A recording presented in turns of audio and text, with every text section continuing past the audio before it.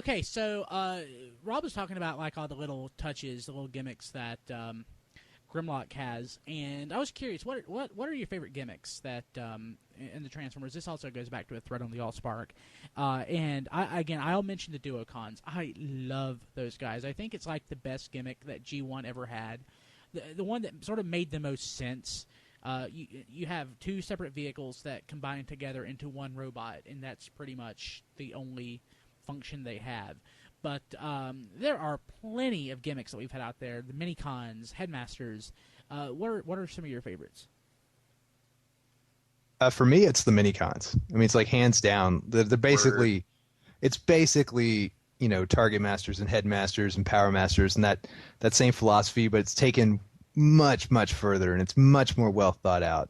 And I don't know, they debuted, what, 6-7 years ago? Something like that? Yeah. Yeah, and they're still basically around, or at least still top of mind. I mean, people still talk about them. They want them. I mean, it's a great idea. It's just a great idea. Buy them. Yeah, I mean, they're still putting them out. So, yeah. I'm with you, John. I don't think it gets better than Minicons.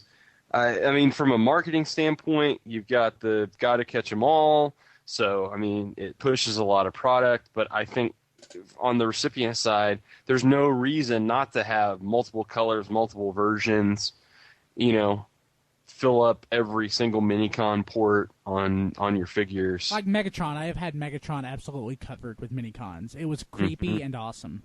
Well, Unicron can be orbited by Minicons. Oh, yes. Yep. Just a random bicycle floating around them, and it's awesome. Space junk,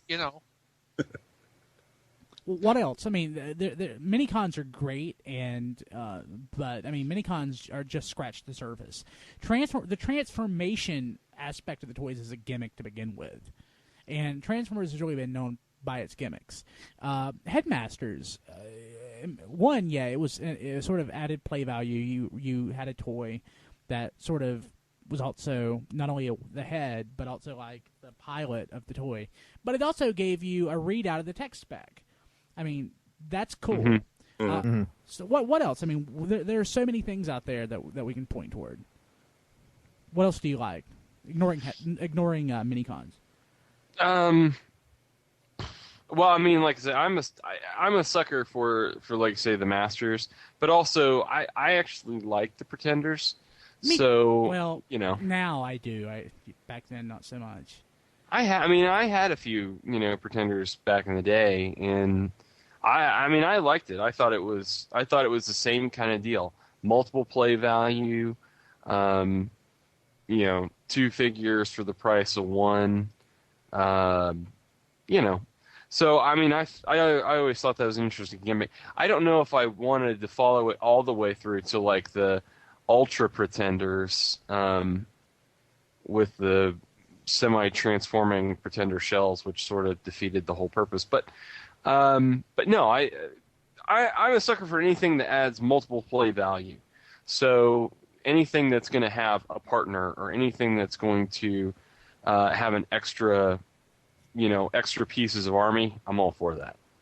Yeah, I love the the tried and true 5 to 6 member combiner team.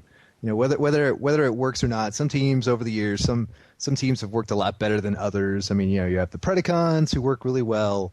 You have some of the more recent 5-team combiners that don't, they add up to a robot that's kind of so-so. But the gimmick itself of having, this team of robots that turn into this big giant robot was something that I always really appreciated, especially back in the day when they would come in like gift sets, because that seemed like a really big deal. And, it was something really unique. It kind of took back when the primary gimmick was transforming, and there really wasn't much else beyond that, to have like this secondary transformation that ended up with this, big giant toy. That was something that was just really cool. Would you say that the Scramble City combiners are the best example of that, or would you say that, say, Predaking is a better example of the combining, the merging gimmick that we've had? Well, it's hard to say. I think on his own merits, I think a toy like Predaking is a better toy. I think the Scramble City system is it's the prototypical system, and it's got good points, it's got pros and cons, it's got flaws and all that stuff. It's probably the system that everybody thinks of, and it's still more or less the system that most combiner teams use for better or worse. So I mean, it's different. It depends. It kind of depends on what you're judging the toys on. In terms of a pure piece of history. The Scramble City toys probably stand on their own because it's what everybody thinks of. But there are certainly better examples in later years of that idea that are better realized and better engineered. I prefer, even to the Scrambled Cities, Scramble City combiners. I prefer the Micromaster combiners myself. I think like Six Wing and Six Train, they all they look better. They make more sense. And they still basically follow the same layout, except for like the midsection is a little different.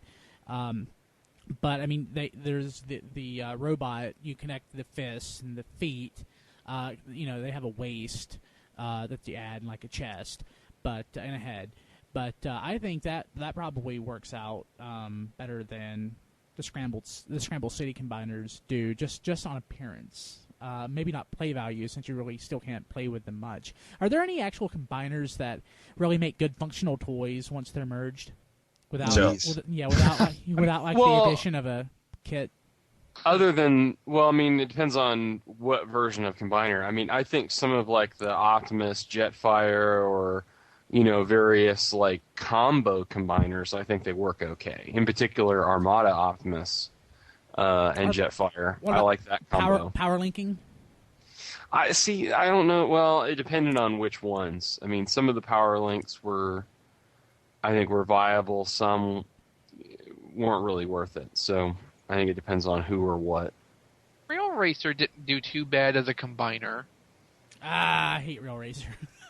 Really? Shut up. Really? He's not do. bad. I don't No. like Rail Racer, and I was disappointed that his name wasn't Midnight Express.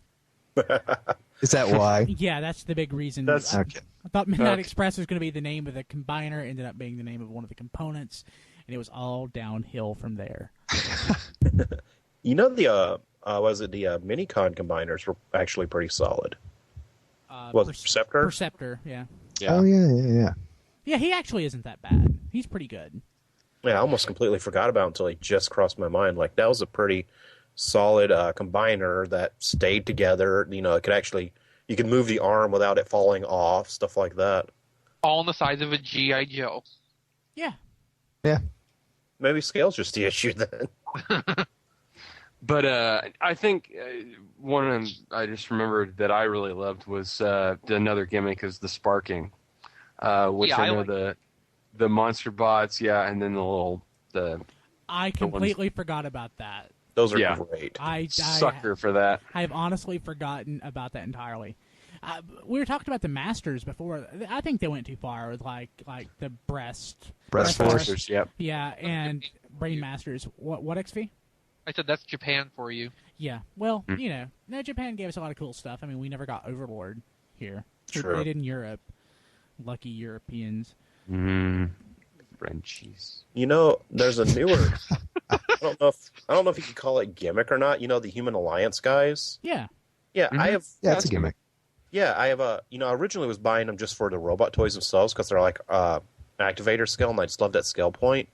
But I've really warmed up to the whole gimmick of it. I mean, I'm really kind of hoping they work that into Universe or something like, say, Hot Shot and Kicker or somebody, just because it's pretty fun. No, not Kicker. Kicker would be. I would be up for that. You could put Kicker in Bumblebee's hand and make him smash him against the wall. Walkie wanted an Optimus Prime Tommy Kennedy. See, version. beautiful idea. That would be great. That. Some of them are like Sideswipe.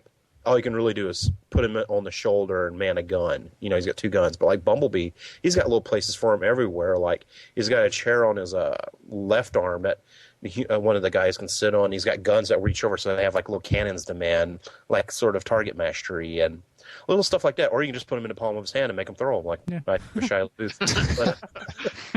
RC and Daniel, that would be kind of creepy. Yeah. And then we're sort of getting to like Kiss Player.